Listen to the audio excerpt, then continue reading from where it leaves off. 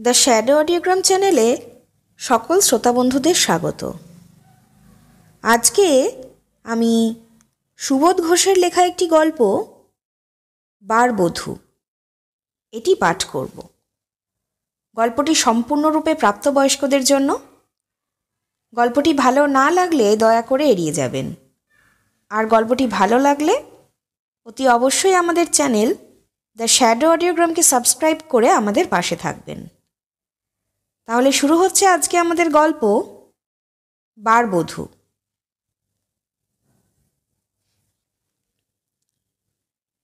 বাইরের বারান্দায় অনেকগুলি পায়ের শব্দ শোনা যায়, তার সঙ্গে একদল মেয়ে ও পুরুষের হাসি খুশি আলাপের কলরব। কারা যেন এসেছে, এইবার কড়া নাড়ছে। শুনছেন? বাইরে থেকে এক ভদ্রলোকের গলার স্বর শোনা গেল। ঘরের ভেতর থেকে চমকে উঠল প্রসাদ।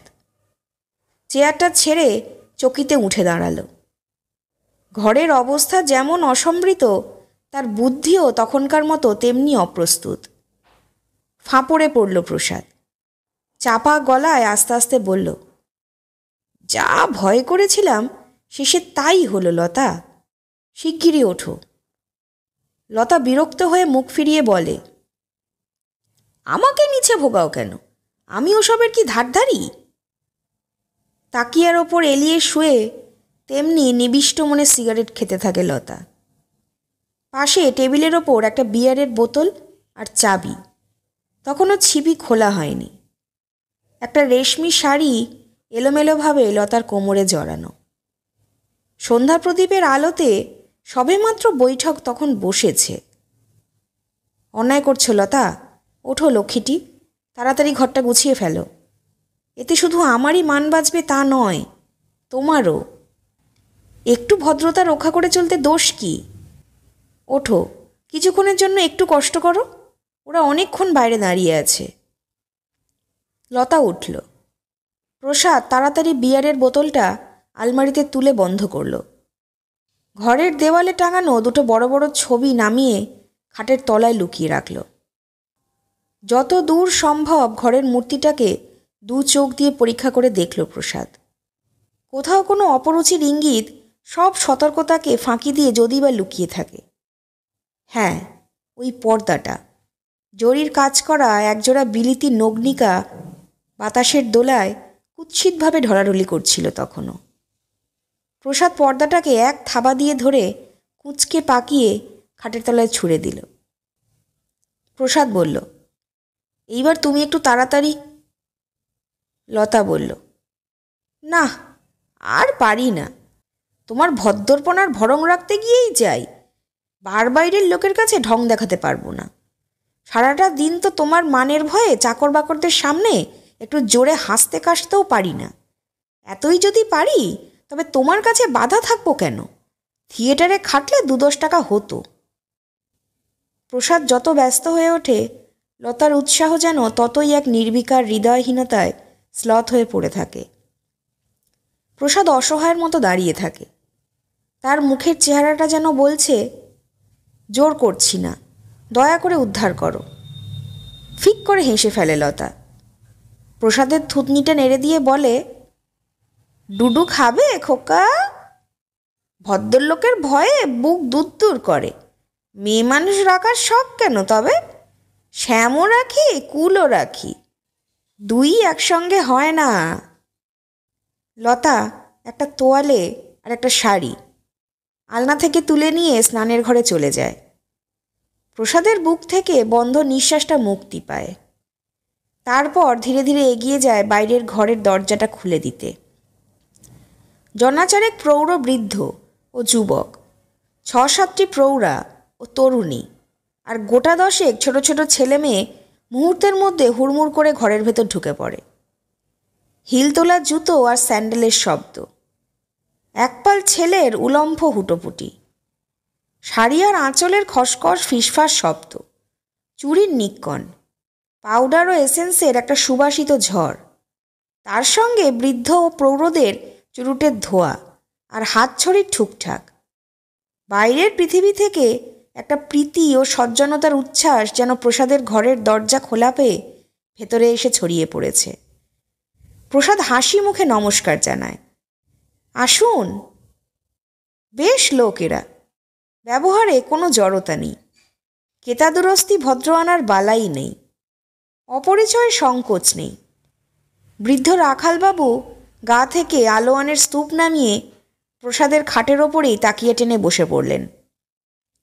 যে যার ইচ্ছে মতো চেয়ার টেনে নিল। মেয়েরা ব্র্যাকেট থেকে একটা সুতির গালিচা নিজেরাই নামিয়ে নেয়, মেঝের ওপর পাতে আর বসে পড়ে। এক যুবক আগন্তুকের দিকে তাকিয়ে বৃদ্ধ আগন্তুক বললেন, এইবার তোমার অভিযোগ শুনিয়ে দাও রণজিৎ। রণজিৎ প্রসাদের দিকে তাকিয়ে বলে, সত্যি মশাই, আপনার বিরুদ্ধে আমাদের অনেক বলবার আছে। আমরাও আপনার মতো এখানে চেঞ্জে এসেছি। এই তো ঘর মাত্র আমরা, এছাড়া আর কোনো বাঙালিরই মুখ দেখতে পাই না। আমরা খুঁজছি কি দল ভারী করব, আর আপনি বেমালুম আড়ালে লুকিয়ে আছেন। প্রসাদ সলজ্জভাবে স্বীকার করে নিল, হ্যাঁ, এটা অন্যায় হয়েছে। মেয়েদের দল থেকে প্রথম কথা বলল আভা, রণজিতের বোন। বড়দা, তোমরা তো এরই মধ্যে নিজেদের দল ভারী করে ফেললে। আমরা কি করি? ভিতর থেকে তো কারোর কোনো সারা শব্দ পাচ্ছি না। প্রসাদ তেমনি লজ্জিতভাবে হেসে বলে, একটু অপেক্ষা করুন, এক্ষুনি আসছেন। পর্দা ঠেলে ঘরে ঢুকল লতা। চওড়া পাড় একটা তাঁতের শাড়ি পরেছে লতা। ঘরে ঢুকে সামনেই বুড়ো রাখালবাবুকে দেখতে পেয়ে থমকে দাঁড়ায় লতা। মাথার কাপড়টা আরেকটু টেনে সামনে নামিয়ে নেয়। লতার সিঁথিতে সিঁদুরের টান, পায়ে জুতো নেই, তাই দেখা যায় সরু আলতার খেলা। লতাকে দেখবার পর প্রসাদের মুখের ওপর থেকে এতক্ষণের ভীরুতা ও কাতরতার ক্ষীণ ছায়াটুকু সরে গেল। কথাবার্তায় স্ফূর্তি ফিরে পেল প্রসাদ। রণজিতের বোন আভা লতাকে হাত ধরে গালিচার ওপর বসাবার জন্য একবার টানল। লতা বলল, ভেতরে চলুন। বাইরের ঘরে ও ভেতরের ঘরে অবাধ গল্প, তর্ক ও হাসির পালা গড়িয়ে চলল অনেকক্ষণ। ছেলেপিলেরা দুবার মারামারি বাঁধালো। তাদের থামাতে গিয়ে বুড়োরা গোলমাল করলো আরও বেশি। আজ 1.5 মাসের মধ্যে বরাকর কলোনিতে একান্তে এই নিরালা বাংলো বাড়িটার কোনো সন্ধ্যা আজকের মতো এত হর্ষমুখর হয়েই ওঠেনি। অভ্যাগতদের আপ্যায়িত করার জন্য লতা খাবার তৈরি করবার উদ্যোগ করে। মেয়েরা সবাই মিলে প্রতিবাদ করল, শুধু চা হলেই হবে, খাবার টাবার করবেন না, খবরদার। লতা বলে, কিন্তু ছেলেরা কি খাবে, শুধু চা? তা তো হতে পারে না। লতা রাগ করে বলে, দেখছেন তো, ওদিকে মশাই কেমন নিশ্চিত মনে শুধু কথা দিয়ে চিড়ে ভেজাচ্ছেন। এদিকের জন্য কোনো হুঁশই নেই, একটু খোঁজ খবরও নেই। মেয়েরা হেসে উঠল সবাই। তা বেশ করেছেন, আপনি হিংসে করছেন কেন? আভা হঠাৎ নিজের খেয়ালে বাইরের ঘরে এসে বলে, বৌদি রাগ করছেন, ভিতরে কত কাজ রয়েছে, আপনি এখানে গল্পে ডুবে আছেন। প্রসাদ বললেন, কেন, কি ব্যাপার? আভা বলল, স্বয়ং গিয়ে খোঁজ নিন। লতাও সঙ্গে সঙ্গে এসেছিল। দরজার আড়ালে ভিতরের দাওয়ার অন্ধকারে দাঁড়িয়েছিল। প্রসাদ ভেতরে আসতেই ফিসফিস করে লতা বলে, চা না হয় হলো, কিন্তু ছেলেপিলেদের কি দেব? তুমি একবার বাজার থেকে ঘুরে এসো, কিছু মিষ্টি টিষ্টি। আভা এবং আরও 2টি তরুণী ওই মৃদু ফিসফিসের ভাবার্থ বুঝতে পেরে একসঙ্গে প্রতিবাদ করে বলল, বৌদি বড় বাড়াবাড়ি করছেন।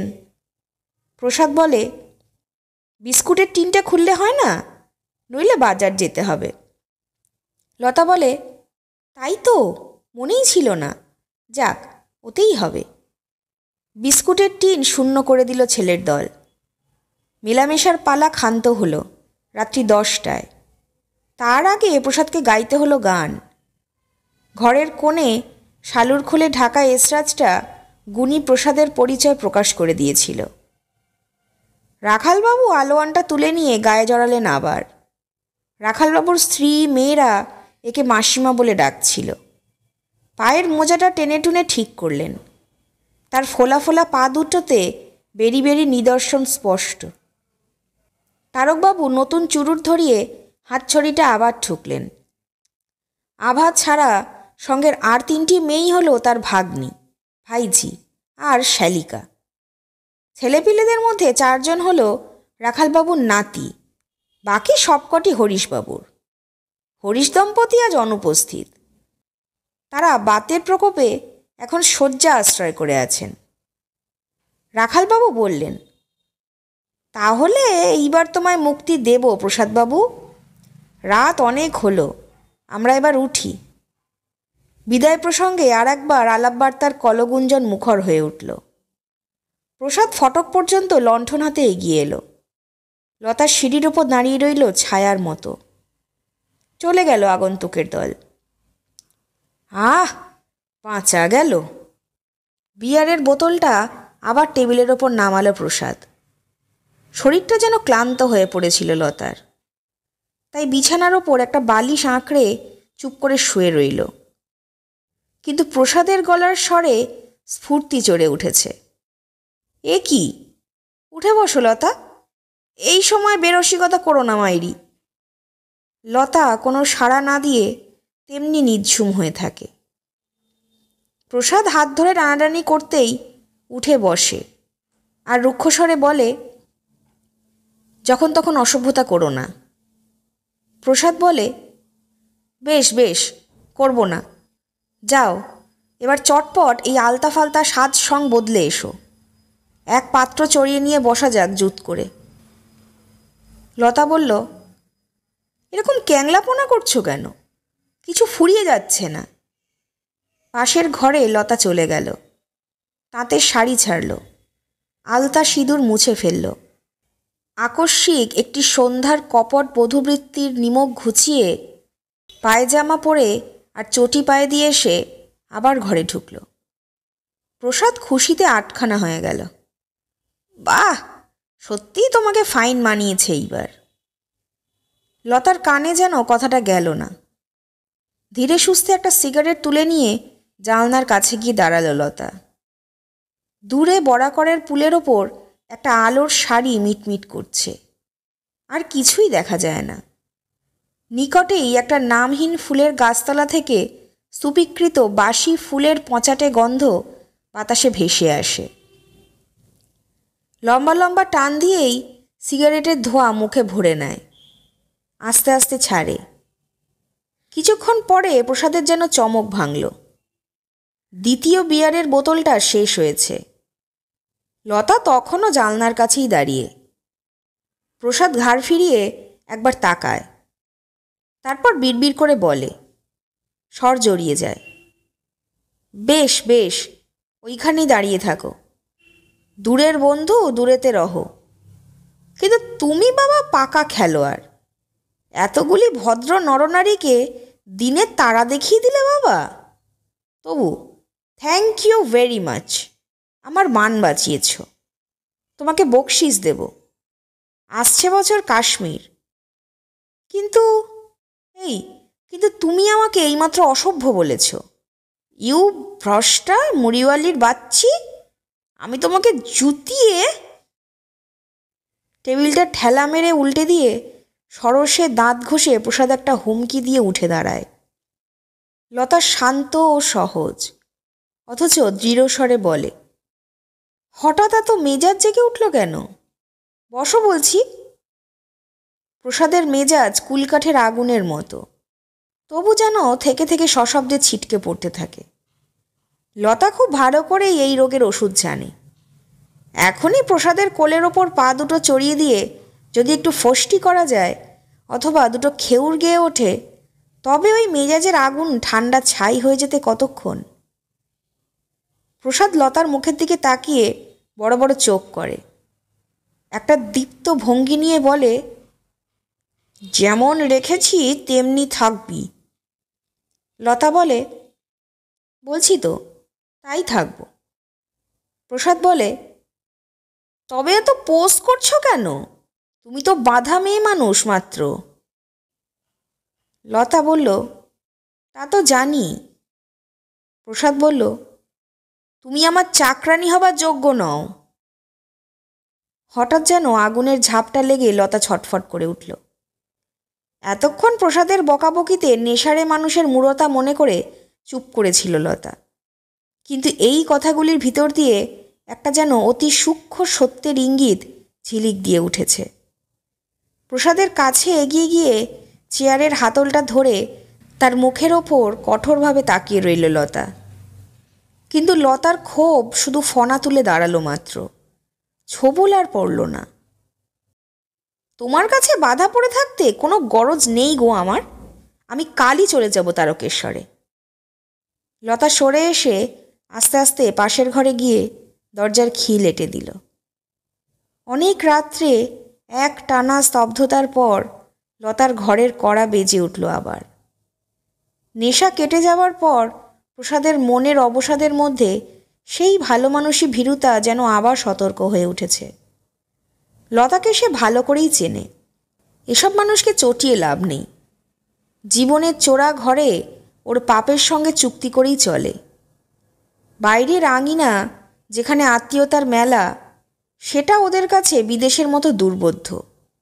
তার মর্যাদা দেবার মতো কোনো দরদ ওদের নেই। লোকসমাজে প্রসাদের মান মর্যাদার জন্য কতটুকুই বা মাথা ব্যথা লতার। কাল সকালে যাবার আগেই হয়তো বরাকর কলোনির প্রতিটি প্রাণীকে জানিয়ে দিয়ে যাবে নিজের পরিচয়, আর সেই সঙ্গে প্রসাদের এত যত্নে গড়া সুনামের সামাজিক স্বাক্ষরে কালি ঢেলে দিয়ে যাবে। প্রসাদ বাইরে দাঁড়িয়ে মিনতি করে বলে, লতা, বলো তুমি রাগ করনি? তবে আমি ঘুমাতে যাব।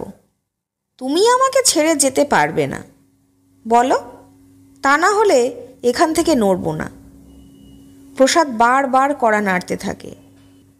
ঘরের ভেতর থেকে লতার শান্ত কণ্ঠস্বরে জবাব আসে, না, আমি যাব না, তুমি খেয়ে নিয়ে শুয়ে পড়ো। চাচিজি! বাইরের বারান্দায় দাঁড়িয়ে লতাকে ডাকছে বিক্রম, সুবিদারবাবুর ছোট ছেলেটা। মেঝের ওপর বিক্রমের লাট্টু মাঝে মাঝে খড়খড় করে চক্কর দিচ্ছে, শোনা যায়।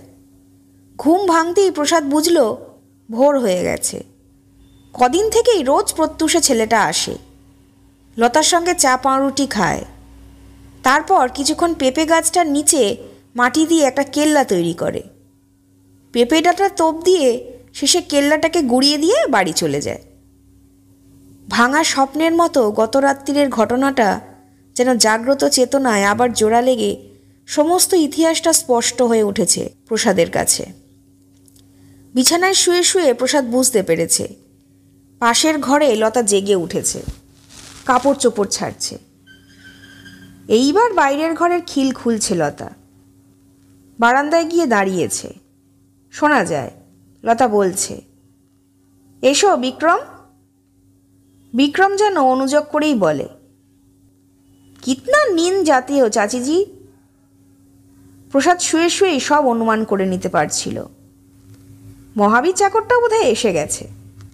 ঝাড়ু দেবার শব্দ শোনা যায়। তারপর মহাবীর চা নিয়ে আসবে। বিছানা ছেড়ে উঠতে হবে। তারপর আরও দেখতে হবে। লতা সুগৃহিণীর মতো সারা দুপুর মহাবীরের কাজ তদারক করছে। ভাঁড়ার খুলে হিসেব করে ঘি ময়দা বের করছে। তারপর খাওয়া। লতা তখন স্নান সেরে মহাবীরের সঙ্গে ধর্মশালার মন্দিরের প্রসাদ আনতে যাবে। এই কৃত্রিম সংসারের শিশিরে সমস্ত দিন ধরে এই নিষ্ঠাশীল ও নিয়মিত কর্তব্যের সাধনা। প্রেরণা নেই, তবু যেন নিজের দমেই চলে।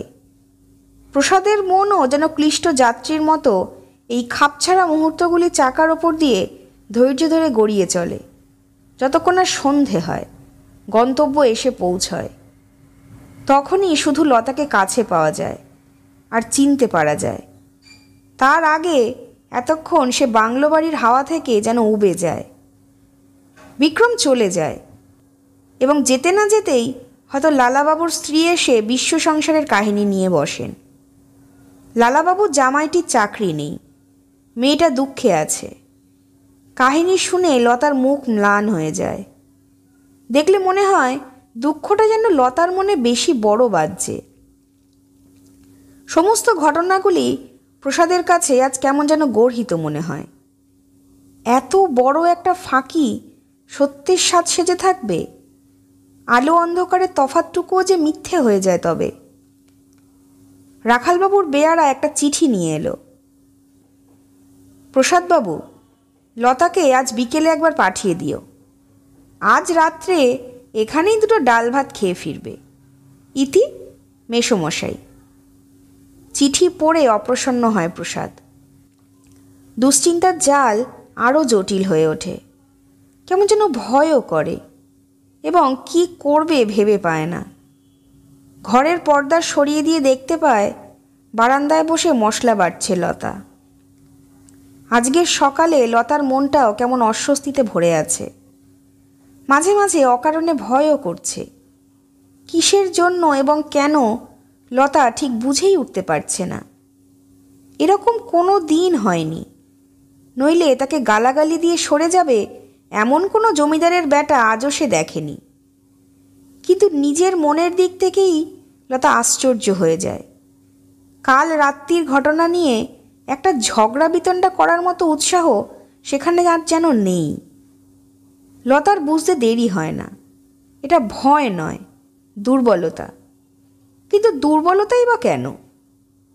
এই এলোমেলো ভাবনার মধ্যেই লতার মন ধীরে ধীরে আবার হিংস্র হয়ে ওঠে।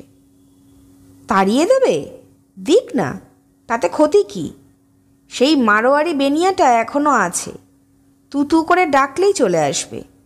কিন্তু যাবার আগে এই ভালো মানুষের ছেলেকে এমন শিক্ষা দিয়ে যেতে হবে জীবনে যেন আর বেয়াদপি করার দুঃসাহস না পায়। লতা! প্রসাদের ডাক শুনে লতার বুকটা তবু আশঙ্কায় ছমছম করে উঠল। প্রসাদ এগিয়ে আসতেই লতা মাথা নিচু করে মশলা বেটে চলল। কোনো উত্তর দিল না। রাখালবাবুর বাড়িতে তোমার নেমন্তন্ন, যাবে? চোখ তুলে তাকায় লতা। আশঙ্কার ঝাপসা পর্দাটা সরে গেল। উত্তর দেয়, যাব। যাও, কিন্তু কোনো রকম বেয়ারাপনা যেন টেন না পায়। নাটকের সিন পাল্টে গেছে, নতুন দৃশ্যের আরম্ভ। যেমন অদ্ভুত তেমনি জটিল। শুধু লতা নয়, প্রসাদ তার সংক্ষিপ্ত জীবনের পরিধি অতিক্রম করে বহু মানুষের মেলামেশার প্রাঙ্গণে এসে দাঁড়িয়েছে। প্রসাদের সন্ধেগুলি বেশিরভাগ আভাদের বাড়িতেই কেটে যায়। লতা যায় রাখালবাবু, তারকবাবু ও হরিশবাবুর বাড়ি। তাছাড়া সুবেদার ও লালাজির বাড়িও আছে। শুধু আজ পর্যন্ত আভাদের বাড়িতেই যাওয়া হয়ে ওঠেনি। বার দুবার নেমন্তন্ন এসেছে, কিন্তু দুদিনই হঠাৎ কেন জানি লতার শরীর অসুস্থ হয়ে পড়েছে। একদিন জ্বর আর একদিন মাথা ধরা। প্রসাদ খুশি হয়ে বলে, সত্যি তোমার বাহাদুরি বলতে হবে। যেখানেই যাই সবারই মুখে তোমার প্রশংসা আর ধরে না। কি চালি চেলেছ লতা? উত্তরে লতা চুপ করে দাঁড়িয়ে হাসতে থাকে। প্রসাদ আবার বলে, দেখো বেশি বাড়িয়ে তুলো না যেন। লতা বলে, বাড়িয়ে তুললে তোমারই মান বাড়বে। প্রসাদ হেসে ফেলে। সত্যি কি যে কাণ্ড হচ্ছে! এক এক সময় যা ভয় করে না আমার। যদি একবার ধরা পড়ে যাও লতা, কি ব্যাপার হবে বলো তো? আমার আর কি হবে? বনের পাখি, বনে ফিরে যাব। প্রসাদ হঠাৎ বিমর্ষ হয়ে পড়ে। কি যেন ভাবে, তারপর অন্যমনস্কের মতোই বলতে বলতে চলে যায়, হ্যাঁ তোমার কোনো ক্ষতি নেই, কিন্তু আভা আরও 2-3 দিন প্রসাদের বাড়িতে বেড়াতে এসেছিল। আভা কথা বলেছে লতার সঙ্গে, কিন্তু প্রথম দিনের সেই সহজ হৃদ্যতা তার মধ্যে আর ছিল না। পরিচয় যতই পুরনো হয়েছে ব্যবধান বেড়ে গেছে তত। লতাও ঠিক সহজভাবে মিশতে পারেনি। কথা বলেছে লতাও, কিন্তু তাল কেটে গেছে বারবার। লতা চা এনে আভার সামনে ধরেছে। আভা আপত্তি করেছে, কিন্তু লতা সাদাসাদি করতে পারেনি। চা জুড়িয়ে জল হয়ে গেছে। প্রসাদ আর লতা, যখন এরা শুধু দুজন থাকে তখন এদের মধ্যে দুস্তর ব্যবধান। কথাবার্তা বিরল থেকে বিরলতর হয়ে এসেছে। লতা বেরিয়ে এসে দেখে প্রসাদ তখনও ফেরেনি। প্রসাদ বাইরে থেকে মাঝে মাঝে ফিরে এসে দেখে লতা ঘুমিয়ে পড়েছে, তার দরজা বন্ধ। ভদ্রলোকের বাড়িতে মেয়েদের গল্পের আসরে লতার প্রসঙ্গ ওঠে এক একবার। মাসিমা বলে, মেয়েটা বড় শান্ত। তারকবাবুর মেয়েরা নিভা, প্রভা ও মমতা একসঙ্গে সায় দিয়ে বলে, লতা বৌদি বেচারা সত্যি ভালো মানুষ। আভা মিছিমিছিও নিন্দে করে। মাসিমা গলার স্বর চড়িয়ে প্রশ্ন করেন, আভা কি বলেছে? মমতা বলে, লতা বৌদি নাকি পড়ালেখা জানে না, একেবারে গেঁয়ো, গায়ের মেয়ে। মাসিমা চটে উঠলেন, আভা নিজেকে কি মনে করে? ভয়ঙ্কর বিদুষী, মর ছুরি। বিয়ের 6 মাস যেতে না যেতেই স্বামী হারিয়েছিস, বিদ্যে নিয়ে ধেই ধেই করছিস, লজ্জাও করে না। নিভা, প্রভা হেসে ওঠে। আভার ওপর মাসিমার আক্রমণের একটা অর্থ হতে পারে। মাসিমাও গায়ের মেয়ে। লালাজির স্ত্রী এসেছেন। লতা তার সঙ্গে বসে গল্প করছে। বাইরের ঘরে গল্প করে প্রসাদ আভার সঙ্গে। প্রসাদ বেশ জোরে জোরে যেসব কথা বলে শুনে আবার মুখ ভয়ে বিবর্ণ হয়ে যায়। ঘন ঘন দরজার দিকে তাকায়। ভুরু কুঁচকে ভৎসনার সুরে বলে, আপনার কোনো ভয় ডর নেই প্রসাদবাবু? একটু পরেই দেখা যায় আভা ও প্রসাদ বেড়াতে বার হয়ে যাচ্ছে। লালাজির স্ত্রী বোকার মতো লতার দিকে কিছুক্ষণ তাকিয়ে বলেন, ও ছোকরি কে লতা?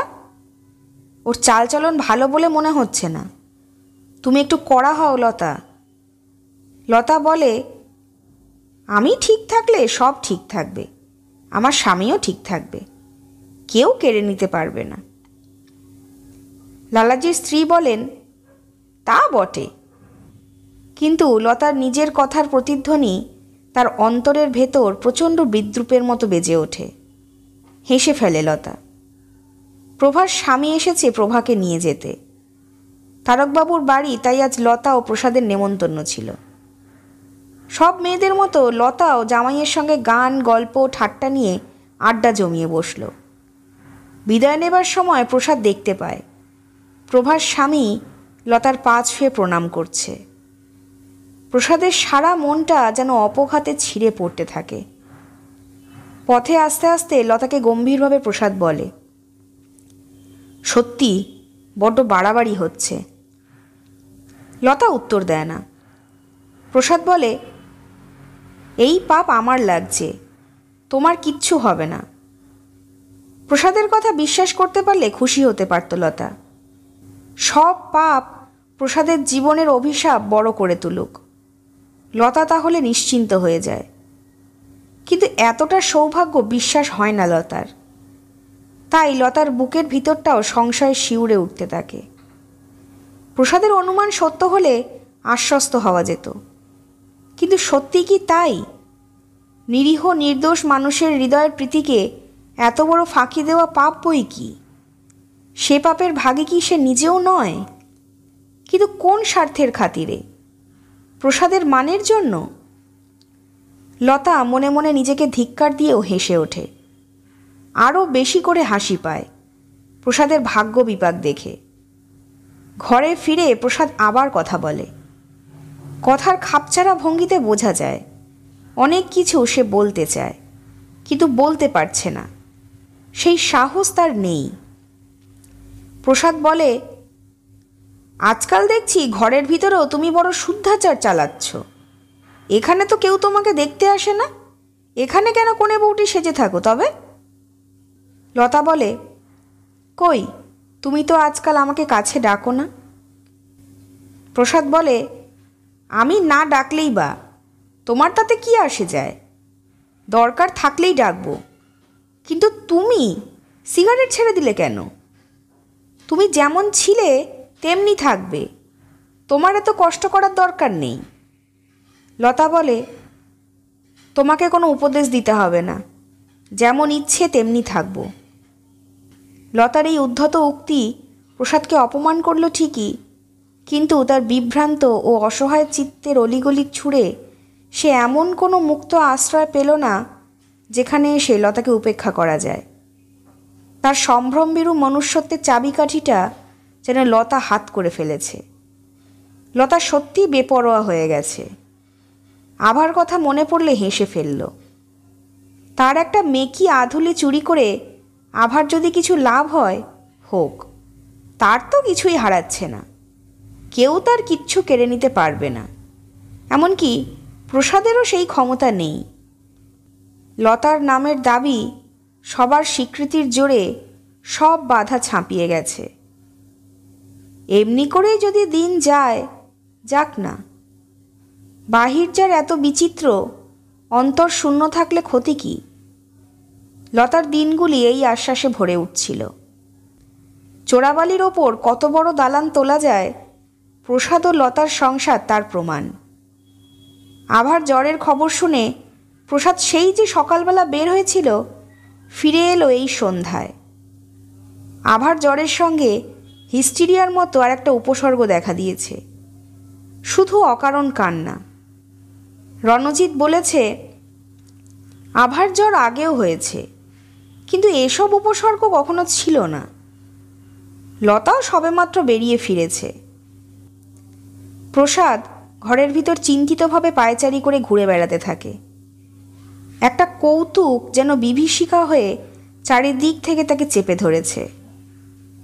অনেক দিন পর প্রসাদ আজ আবার কথা বলল। তুমি বড় বেশি বাড়াবাড়ি করছো লতা। আভার নামে নিন্দে রটাবার সাহস কোথায় পেলে তুমি? লতা বলল, নিন্দে? আমি তো আভার নামে কোথাও কিছু বলিনি। প্রসাদ বলে, সেটাও একরকমের নিন্দে ও অপমান করাই হলো। প্রসাদের কথাগুলির মধ্যে উত্তেজনা ছিল না, মেজাজও আগের মতো দপ করে জ্বলে ওঠে না। বিচারকের রায়ের মতো অবিচল, সিদ্ধান্তে তীক্ষ্ণ ও শান্ত। লতা বলে, বলো কি করব? প্রসাদ বলে, না, তোমাকে দিয়ে আর বেশি নাটুকে খেলা খেলাতে চাই না। অনেক করেছ, বেশ ভালোভাবেই করেছ, কিন্তু তোমার দিক থেকেই ভেবে দেখো, চিরকাল তো এইভাবে চলতে পারে না। তাতে তোমারই বা লাভ কি? চুপ করে কথা শুনতে থাকে লতা। প্রসাদ যেন আরও একটু শক্ত হয়ে উঠল। তারপর আজ যদি ঘুণাক্ষরে কেউ টের পায় তুমি কি বস্তু, তাহলে আমি কোথায় থাকি? তুমি আমার মান মর্যাদার চাবিকাঠি আঁকলে বসে থাকবে, তা তো হয় না। তোমাকে ভয় করে চলতে হবে, তোমার মেজাজ মর্জির জন্য সবসময় তথস্থ হয়ে থাকতে হবে, এ হয় না। লতা টেবিল ল্যাম্পটার দিকে একাগ্র দৃষ্টি তুলে তাকিয়েছিল। কথা বলতে সেও জানে, কিন্তু এই অভিযোগ খণ্ডন করার মতন যুক্তি তার নেই, সেই শিক্ষা দীক্ষাও তার নেই, সে প্রয়োজন হয়নি। প্রসাদ বলে, তোমার চলে যাওয়া উচিত। লতার শরীর পাথরের মতো তেমনি স্তব্ধ হয়ে রইল। তোমার যা পাওনা হয়েছে সব মিটিয়ে দিচ্ছি, আরও কিছু দেব। লতা অন্যদিকে মুখ ফিরিয়ে নেয়। আস্তে আস্তে বলে, কিন্তু তারপর আমার চলবে কি করে? প্রসাদ এইবার মেজাজ হারালো। সেটা কি আমার ভাবনা? ভুলে গিয়েছ? এখানে এসে প্রথম দিন তোমায় রাঁধতে হয়েছিল বলে সে কি কাণ্ড করেছিলে? বাস্কপ্যাটরা নিয়ে স্টেশন পর্যন্ত চলে গিয়েছিলে।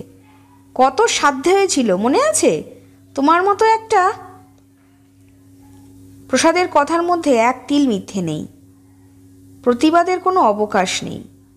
নিছক নিরেট সব কথা সত্য, কাহিনী নয়, ঘটনায় গড়া ইতিহাস। প্রসাদ তক্ষুনি আবার শান্ত হয়। তুমি যে জন্য এসেছিলে সেই প্রয়োজন আমার আর নেই, সেই রুচিও এখন আর আমার নেই। তুমি এখানে মিছিমিছি পড়ে আছো। প্রসাদের গলার স্বর আরও নরম হয়ে এলো। সত্যি আমি এভাবে টিকতে পারছি না লতা, তোমার বোঝা উচিত। এক পীড়িত মানুষের কাতরোক্তির মতো, নিঃসহায়ের আবেদনের মতো শোনায় কথাগুলি। লতা বলে, সত্যি বলছো? আমায় যেতে হবে? প্রসাদ বলে, হ্যাঁ, শুধু ভাবছি কার সঙ্গে যাবে। লতা উঠে দাঁড়ায়, চিৎকার করে বলে, তার জন্য ভাবতে হবে না, আমি একাই যাব। কেউ জিজ্ঞেস করলে বলে দিও কিছু, মামা কাকা কেউ এসে নিয়ে গেছে। ঠিক আছে, কাল ভোরেই চলে যাব। প্রসাদের সম্মুখ থেকে লতা সবেগে ছুটে অন্য ঘরে চলে যায়। মাত্র আজ রাত্রিটা, রাত্রি জেগে থাকলেও কেটে যাবে, ঘুমিয়ে পড়লেও কাটবে। তবু খুব ভোরে উঠবে লতা, বিক্রম আসবার আগেই। কিন্তু প্রতিশোধ নিয়ে যেতে হবে। ভেতরের বারান্দায় অন্ধকারে মেঝের ওপর নিঝুম হয়ে বসেছিল লতা। উঠোনে তখনও থালায় সাজানো ডালের বড়িগুলি হিমে ভিজছে। আচারের বয়াম দুটো রয়েছে, এখনও উঠিয়ে রাখা হয়নি। আর দরকার নেই। লতা একবার নিজের মনেই হেসে ফেলল। ভদ্রলোক ভয় পেয়েছে, যদি কেউ টের পেয়ে যায়, এই ভয়। আজ যদি মাসিমা বুঝতে পারেন, তারকবাবু হরিশবাবু শুনতে পান যে আমি লতা নই, আমি তারকেশ্বরের পঞ্চবিবি, আমি যদি ফাঁস করে দিই, তাহলে ভদ্রলোকের জমকালো সম্মান কোথায় থাকে? কিন্তু সে যে অসম্ভব, ওভাবে প্রতিশোধ নেওয়া যায় না। বহুজনের স্মরণে ও সমাদরে লতার এই ছদ্মনামের শঙ্খ বাজতে থাকুক চিরকাল। আহা, বুড়ো মানুষ রাখালবাবু, মেসোমশাই, ঠাকুর দেবতার মতো শুদ্ধ, মাথা ছুঁয়ে কতবার আশীর্বাদ করেছেন, সব পাপ আমার লাগুক, মেসোমশাই চিরদিন এমনি সুখী থাকুন, মাসিমার বেরি বেরি সেরে যাক। বুঝতে পারে এবং স্পষ্টভাবে কল্পনা করে নিতে পারে লতা, ভদ্রলোকের ছেলে প্রসাদের ভদ্রপ্রেমের আবেগ কোন পথে মুক্তি খুঁজছে। 1 বছর 2 বছর পরে এই বাড়ির ভবিষ্যতে এই রকমই একটি রাত্রি লুকোনো আছে। তখন লোকে শুধু জানবে লতা মরে গেছে। বিধবা আভার মাথায় নতুন করে সিঁদুরের দাগ পড়বে। এই বাড়িঘরে আভার সংসারের চুড়ি শাখা বাজবে ঠুং ঠুং মিষ্টি শব্দ করে। উনি কি করছেন? ঘরে এখনো আলো জ্বলছে, বোধহয় বই পড়ছেন, বোধহয় মতিগতি ফিরে গেছে। কিন্তু একবার যাচিয়ে দেখলে হয়। রেশমি পায়জামাটা পরে, বেনি দুলিয়ে, চোখে সুরমা লেপে, এক পাত্র হুইস্কি নিয়ে যদি কোলের উপর চড়ে বসি, চরিত্রওয়ালার মানুষটার মূরতটা একবার দেখি। কিন্তু ছি, তা করতে পারলেও যে ভালো ছিল। কিন্তু এভাবে প্রতিশোধ নেওয়া যায় না, কারণ লোকটাকে কুষ্ঠ রোগীর মতো অস্পৃশ্য মনে হচ্ছে আজ। জীবনে কোনো লুচ্চাকে ছোবার আগেও এত ঘৃণা হয়নি কখনো। তবে কড়া 1 পেয়ালা মদ গিলে নিলে বোধহয় এই ঘেন্না ভেঙে যাবে। কিন্তু মদ, গেরস্থের বাড়িতে মদ, মনে হতেই লতার বুকটা দূর দূর করে ওঠে। সব সামর্থ্য যেন খসে পড়ে গেছে, যেন সব দিক দিয়ে অসহায় হয়ে গেছে লতা। শুধু একটু ছদ্মনামের গৌরবের লোভে। ঘোমটা আর সিঁদুর শাখা আর নোয়া দিয়ে সাজানো তার নিজেরই ছদ্মমূর্তিটার ওপর বড্ড বেশি মায়া পড়ে গেছে। ভাঙতে পারে না এই মূর্তিকে, ভাঙবার চেষ্টাও করতে পারে না। বোধহয় চেষ্টা করতেই ইচ্ছে করে না। কোনো উপায় নেই। চোখ দুটো একবার আঁচল দিয়ে মুছে নিল লতা। যাত্রাগানের পালায় রানীগুলো বনবাসে যাবার আগে বোধহয় এইরকমই কাঁদে। হ্যাঁ, যেতেই হবে, কিন্তু ওই লোকটার ওপর প্রতিশোধ না নিয়ে যাওয়াই যাবে না। নিস্তব্ধ রাত্রির শূন্যতার মধ্যে একটি প্রতিশোধের মুহূর্তকে শুধু মনে মনে জপতে থাকে। না, উঁচুদরের প্রেমের ওই অহংকারের ওপর পঞ্চীবিবির ঘৃণার থুতু ছিটিয়ে দিয়ে চলে যেতে হবে, 14 পুরুষ তুলে গালাগালি দিয়ে। ভদ্রওয়ানার শিকলে বাঁধা জমিদার প্রসাদ রায় শুধু অপমানের যন্ত্রণায় ছটফট করবে, সহ্য করবে আর নীরবে তাকিয়ে থাকবে। লোকের কানের ভয়ে জোর গলায় একটা কথাও বলতে পারবে না। বেশ হবে। হ্যাঁ, ওই তো লোকটা ঘরের ভেতর থেকে বের হয়ে এদিকে আসছে। আহত সাপ পালিয়ে গেলেও কোনো না কোনো দিন এসে ফিরে কামড়ায়। প্রসাদের মনে হয় এই ধরনেরই একটা ভয় দেখা দিয়েছে। রাগানো উচিত নয়, বেশ খুশি করে ভুলিয়ে ভালিয়ে বিদায় দেওয়া উচিত। তাই একতারা নোট দেরাজ থেকে বের করে প্রসাদ লতার কাছে একটা আলো হাতে নিয়ে এসে কথা বলে, এই নাও, আমার ওপর মনে কোনো রাগ পুষে রাখলে না তো লতা? আমি তো তোমাকে কখনো ঠকাইনি, ক্ষতিও করিনি। লতা হাত পেতে নোটগুলি নেয়, চুপ করে বসে থাকে। প্রসাদ আবার বলে, কি চুপ করে রইলে যে? মুখ তুলে তাকায় লতা। প্রসাদের হাতের লণ্ঠনের আলো লতার চোখের ওপর ছড়িয়ে পড়েছে। প্রখর হয়ে জ্বলছে লতার চোখের তারা, যেন বিবরের অন্ধকার থেকে ফনা তুলে এক বিষধরী তার জীবনশত্রু একটা জীবের দিকে তাকিয়ে আছে। ভয় পেয়ে কম্পিত স্বরে প্রসাদ ডাকে, লতা। বোধহয় আলোর ধাঁধানি থেকে দৃষ্টি আড়াল করার জন্য হঠাৎ চোখ নামিয়ে নিয়ে মাথার ওপর কাপড়টা বড় করে টেনে দিল লতা। কি আশ্চর্য! সত্যিই যেন একটা লাঞ্ছিতা গৃহবধূ, ভীরু অভিমানের একটি করুণ মূর্তি। আস্তে আস্তে একটা দীর্ঘ নিঃশ্বাস ছেড়ে লতা বলে, না, তুমি ক্ষতি করনি, আভা ঠাকুরজি আমার এই সর্বনাশটা করে ছাড়ল।